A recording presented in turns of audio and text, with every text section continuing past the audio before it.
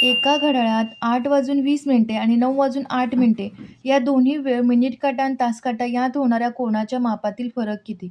म्हणजेच ज्यावेळी घड्याळामध्ये 8:20 झाले असतील, त्यावेळी मिनिट काटा आणि तास काटा यांतील कोन किती असणार आहे, तो कसा काढायचा? तर फॉर्म्युला आहे याचा 30H वजा 11/2 आता इथे 30H सुरुवातीला वेळ कोणता घेतोय आपण? 8:20.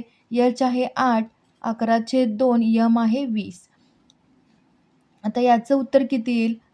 240 वजा 110 130 डिग्री अंशाचा कोन 8:20 झाले असतील, त्यावेळी मिनिट काटा आणि तास काटा यांच्यामध्ये 130 डिग्री अंशाचा कोन झालेला असेल. त्यानंतर 9:08 पुन्हा तोच फॉर्म्युला वापरतोय आपण.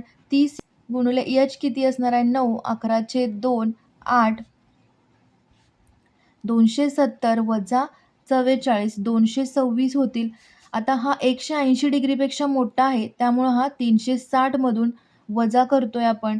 त्यानंतर त्याचं उत्तर किती येईल? 134 डिग्री. आता यामधील फरक विचारलेला आहे आपल्याला.